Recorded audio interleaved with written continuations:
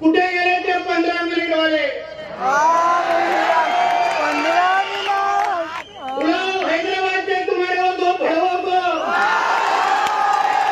और बताओ उनको, हम लोग खड़े इधर परतवाड़ा में, हम लोग खड़े आके इधर सामने खड़े रहो। 15 मिनिटाचा तो फार मागितलं रे, 5 मिनिटं दे, पुरले तुरले सगळे संपून टाकतो मी। कोणाला धमक्या देता, कोणाला आव्हान देता? अरे देवानी भीती नावाचं बटनच टाकायचं विसरलेलं आहे, काय फरक पडत नाही, काय फरक पडत नाही। आता गेलो तुमच्या सगळ्यांच्या समोर, हिंदू समाज मोठ्या प्रमाणामध्ये जमलेला, एक बाहेर येऊन बाल्कनीतून पण बघायला तयार नाही, मला एक बाहेर मी ऐकलंय बायका पोरांना पण बाहेर गावी पाठवून दिलेलं आहे। परत सांगतो, नुसतं एक दिवस अशी हिंदूंनी दहशत दाखवून उपयोग नाहीये। वर्षाच्या 365 दिवस, दिवसाचे 24 तास जो हिंदूकडे वाकडे नजरेने बघेल त्यांनी परत आपल्या अब्बाचा पण थोबडा ओळखला नाही पाहिजे एवढा खराब करून टाकायचा। कारण आम्ही कोणाच्या अंगावर जात नाही, आम्ही पहिले तुम्हा लोकांना छेडलं नाही। तुम्ही पाहिजे ती मस्ती माझ्या महाराष्ट्रामध्ये कराल, पाहिजे ती मस्ती माझ्या हिंदू सणासुदीच्या वेळेत कराल, आणि आम्ही हिंदूंची बाजू पण घ्यायची नाही, हिंदूंच्या बाजूनी बोलायचं पण नाही।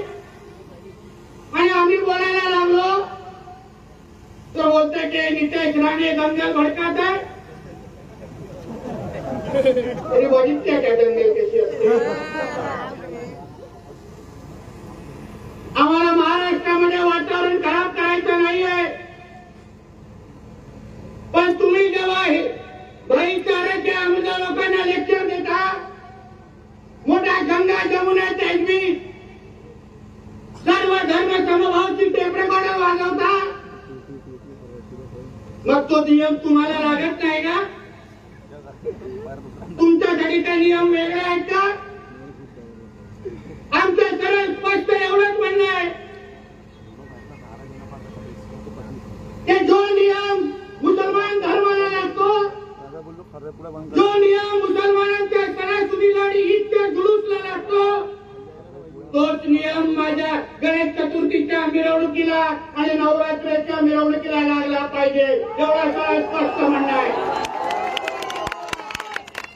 तुम्ही पाहिजे तेवढ्या मिरवणुका कराल, पाहिजे तेवढ्या धिंगाणा घालाल, पाहिजे तेवढे डीजे 2-2 वाजेपर्यंत वाजवाल, आणि माझा हिंदू समाज जेव्हा माझ्या हिंदू सणासुदीच्या वेळी जेव्हा रस्त्यावर उतरतो, जल्लोष करतो, तेव्हा तुमच्या ढुंगणाखाली मिरच्या लागतात। हा कुठला नियम आहे? कशाला सहन करायचा आम्ही?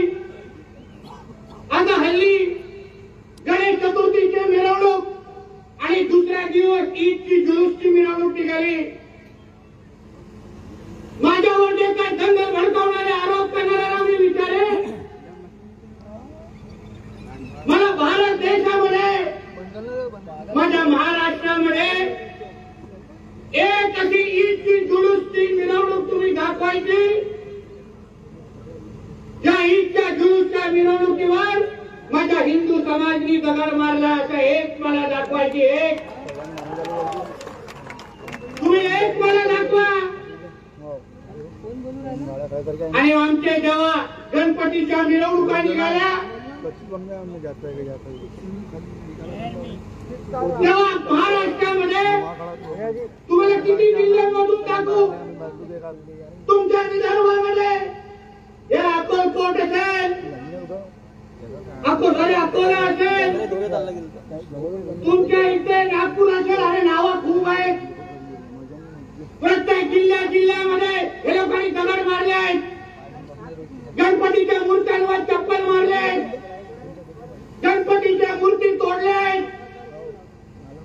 मग तरी पण हिंदूंनी काय गप्प बसायचं?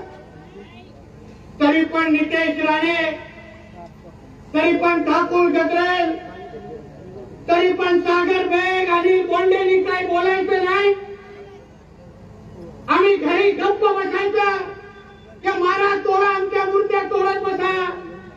वा वा, तुम्ही एवढ्या चांगल्या मूर्त्या तोडताय ना, जरा थांबा, आता माझे नवरात्र पण येते, जसे माझी गणेश चतुर्थीच्या मूर्त्या तोडल्या ना, माझी देवीची पण तोडा, असं म्हणायचं का आम्ही? काय करायचं आहे?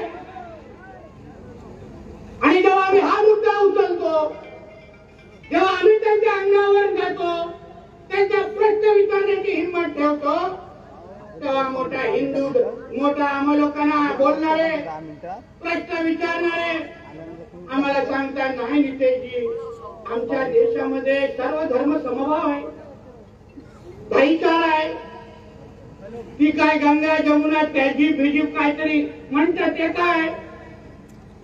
आता भाईचारा आणि हे सगळी नाटक जरा त्या मस्जिदीमध्ये जाऊन त्या मौलवीला जाऊन समजाव ना, की तुझ्याकडे भाईचारा विकला जातो का? हिंदू सर्व धर्म समभाव आम्ही फक्त ऐकत बसायचं आणि त्या लोकांनी आमच्या मिरवणुकीवर दगड मारायच्या, हे कुठला न्याय आहे? म्हणून मी माझ्या सांगलीच्या सभेमध्ये, नगरच्या सभेमध्ये बोललो की तुम्ही अगर आमच्याकडे वाकड्या नजरेने बघाल तर तुमको भी चुन चुन के मारेंगे, इतना ध्यान में रखना. तुम्ही अगर सुरुवात करत असाल, आमच्या भगव्याला आडवा येत असाल, तर एका मस्जिदीवर तो हिरवा झेंडा लागणार नाही, एवढं मी वातावरण महाराष्ट्रामध्ये आम्ही करून टाकू. आणि काय नुसतं सहन करण्यासाठी बसलेलो नाहीये, की तुम्ही जे कराल आम्ही नुसतं सहन करायचं.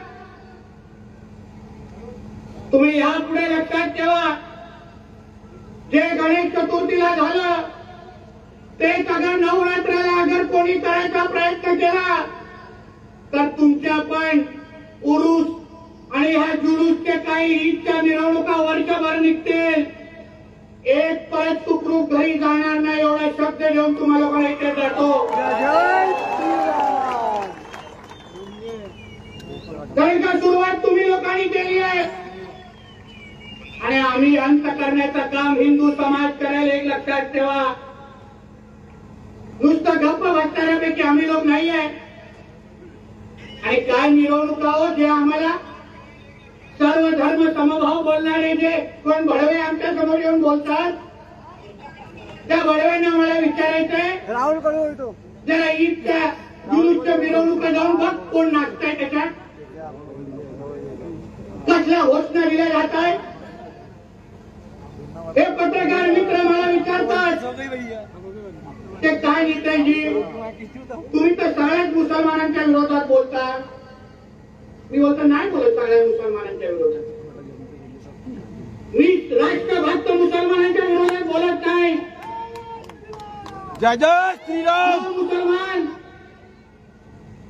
माझ्या देशाला स्वतःचा देश मानतो, माझ्या तिरंग्याला सलाम ठोकतो. जो मुसलमान जेव्हा माझ्या गणेश चतुर्थीच्या मिरवणुकीवर दगड मारले जातात, तो त्या दगड मारणाऱ्या वाल्यांना जो विरोध करतो तो राष्ट्रभक्त मुसलमान आमचा आहे, हे तुम्ही लक्षात ठेवा. त्याच्या विरोधात आम्ही लोक नाही आहोत. पण जे मुसलमान, जे जिहादी डोक्याचे मुसलमान, त्यांच्या मिरवणुकीमध्ये सरपंच से जुदा सारखे नारे देणार, अतिरेकी लोकांचा जयजयकार करणार, त्या मुसलमानांना, त्या जिहादी मुसलमानांना आमचा विरोध आहे. एकाला आम्ही जिवंत या महाराष्ट्रामध्ये या जिहाद्यांना ठेवणार नाही, हे शपथ आम्ही लोक घेऊन बाहेर निघालेलो आहे. काय झालं तुमच्या अकोल्याच्या मिरवणुकीमध्ये, जुलूस मध्ये नाचवले आतंकवाद्यांचे चित्र. वा, काय सर्व धर्म समभाव आहे हो. ही गंगा जमुना तहजीब आहे का? आणि आतंकवाद्यांचे फोटो तुम्ही भिरकवत असाल, आतंकवाद्यांच्या नावाने तुम्ही जय जयकार करत असाल, आणि आम्ही लोकांनी काहीच करायचं नाही. आम्ही लोकांनी विरोध पण करायचा नाही. कारण का विरोध केला तर आम्ही दंगल भडकवतो. मग काय करायचं? त्या आतंकवाद्यांना आमच्या इकडे बॉम्ब हल्ले करण्याची परवानगी द्यायची, या लोकांना पाकिस्तान जिंदाबाद बोलण्याच्या परवानगी आम्ही द्यायच्या, या लोकांना पाकिस्तानचे झेंडे माझ्या महाराष्ट्रात फडकायला द्यायचे, आणि काहीच आम्ही बोलायचं नाही. असं चालणार नाही. मी हिंदू समाजाला सांगेन, सर्व धर्म समभाव हा माझ्या देशामध्ये मानायचा नाही.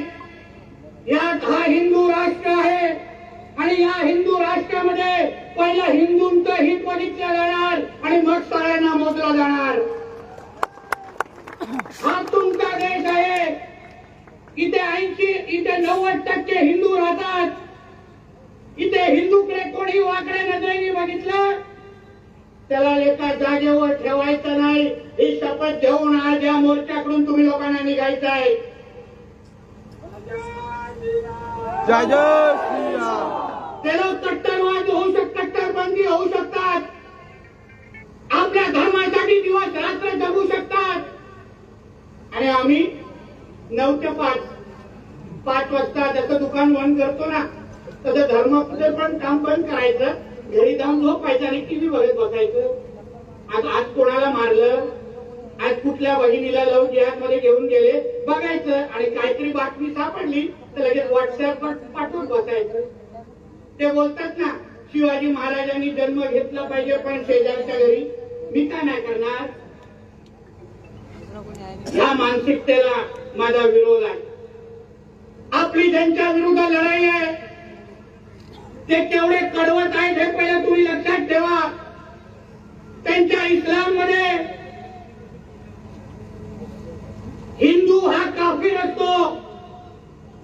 त्यांच्या इस्लाममध्ये हिंदूला नीच आणि दर्जहीन म्हटलं गेलेलं आहे. कुठलाही मौलवीला या व्यासपीठावर बोलवा आणि विचारा, हा नितेश राणे बोलतोय का खोटं बोलतोय का? त्यांच्या इस्लाममध्ये लिहिलंय, या तर तुमचा धर्मांतर करून टाका, तुम्हाला इस्लाम स्वीकारायला लावा, या तर तुम्हाला संपवून टाका, असं त्यांच्या इस्लाममध्ये लिहिलेलं आहे. मग ते तुमचे आणि आमचे कसे होणार? कधीच होणार नाही. आमचा सागर आता आज उदाहरण देत होता, बोलत होता, दुकानामध्ये जात असताना, खरेदी करत असताना समोरचा जय श्रीराम बोलतोय का बघा, तरच खरेदी करा. मी तो पुढे जाऊन सांगतो, हे भडवे तुम्हाला फसवण्यासाठी जय श्रीराम पण तोंडातून बोलते. ते लोक नाही मागे पुढे बघत. कित्येक तुम्ही दुकानांची नाव बघा, पुढे जय श्रीराम टेलर लिहिला असता आणि अब्दुल तिथे टेलर म्हणून बसला असतो की नाही? विचारा माझ्या माता भगिनींना. बसू नका. त्याला बोला, तू खिशातलं पहिला आधार कार्ड दाखव, तुझं नाव पहिला काय दाखव, नाही तर दुकानावर तुझं नाव लिही, तरच मी तुझ्याकडून खरेदी करेल. त्याच्या गाव ओळख, मी हिंदूकडे निघून जाते आहे. ही बोलण्याची हिंमत ठेवा. आपल्या हक्काच्या भाईकडून विकत घ्या, भाईजानकडून घेऊ नका. आपले कधी होणार नाही. जो पैसा तुमच्याकडून कमवतील ते या जिहादसाठी हे लोक वापरतात. कारण का त्यांच्या इस्लाममध्येच लिहिलंय ते त्यांच्या अल्लाशिवाय आणि मोहम्मद पैगंबराशिवाय ते लोक अजून दुसऱ्याला कोणालाच मानत नाही. ते लोक मूर्ती पूजन करत नाही, मूर्ती मानत नाही. कॅमेरा लागलाय. तुम्ही कितीही देवी देवतांचे फोटो त्यांना दाखवा, कितीही दांडियामध्ये त्यांना मिरवा, कितीही तुमच्या जवळचा मित्र आणि भाई बोलवा, जेव्हा त्याच्या धर्माचा विषय येईल तेव्हा पहिला मान तुमचा कापेल आणि त्याला मशिदीतून निघून जाईल. एक लक्षात ठेवा. म्हणून हे दांडिया खेळत असताना आता येतील नवरात्राच्या टायमाला मोठे शाहरुख खान म्हणून भडवे येतील तुमच्या समोर.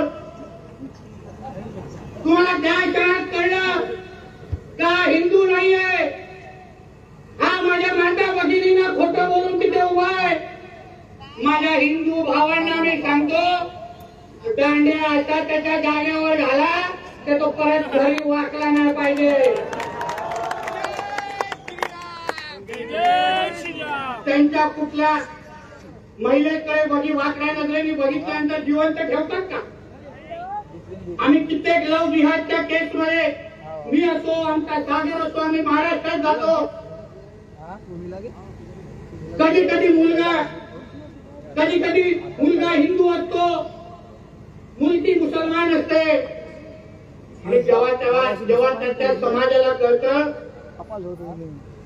ते असं तिकडच्या त्या हिंदू मुलांनी केलंय, कित्येक केसेसमध्ये त्या मुसलमान समाजाने त्या मुलाला गायब किंवा मारून टाकलेला आहे. जिवंत पण त्या हिंदूला ठेवलेलं नाहीये. पोलीसची कारवाई तर नंतर सोडा, ते तो नंतरचा विषय आहे. त्यांना ज्या दिवशी कळतं ते आमच्या मुसलमान तरुणीला एका हिंदूनी फसवलं आणि त्याच्याबरोबर घेऊन जाऊन तो तिला धर्म बदलायला सांगतो, तो ते लोक त्याला जिवंत पण ठेवत नाही. आणि आपण काय करतो, पोलीस केस करणार, व्हॉट्सअपवर पाठवणार, कोणतरी सागर बेग ठाकूर गजरेल भेटताय का बघणार. तो भेटला, अरे ठाकूर भाई देखो ना अपने हिंदू बहन को लेके गए, मग आमचा ठाकूर निघणार छत्रपती शिवाजी महाराजांसारखा. तो प्रश्न सोडा, मग तू काय करणार. पहिला तुम्ही लक्षात ठेवा, यापुढे या अचलपूरमध्ये या परतवाड्यामध्ये कुठल्याही माझ्या हिंदू बहिणीला कोणी या जिहादाने वाकड्या नजरेने बघितलं, पहिल्या त्याच्या तंगड्या तोडा आणि मग पोलिसांकडे जाऊन केस दाखल करा. नाही बघायचं मागे पुढे. माझा धर्म हा माझी अस्मिता आणि माझा स्वाभिमान असला पाहिजे.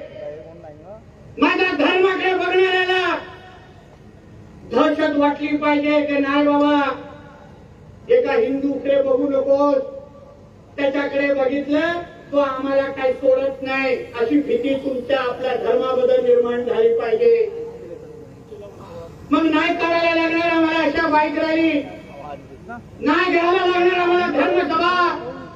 तुम्ही विचार करा, आज हिंदूंना तुमच्या हिंदूंना आमच्या हिंदूसारख्या हिंदुत्वादी कार्यकर्त्यांना तुमच्याशी बोलायला यायला लागतंय तर धमक्या येत आहेत, व्हिडिओ बनवतायत, फतवे निघतायत. म्हणजे किती हिंमत चढली आहे बघ हे लोक. बघा यांना वाटतं हे पाकिस्तान आहे, यांना वाटतं बांगलादेश आहे. काही केलं तर खपेल, काही केलं तर होईल. हे तर पोलीस आहे, तिथे पोलिसांवर विश्वास आहे म्हणून मी काय बोलत नाही. पण ह्या लोकांना कधी अगर आजमायचं असेल तर परत सांगतो,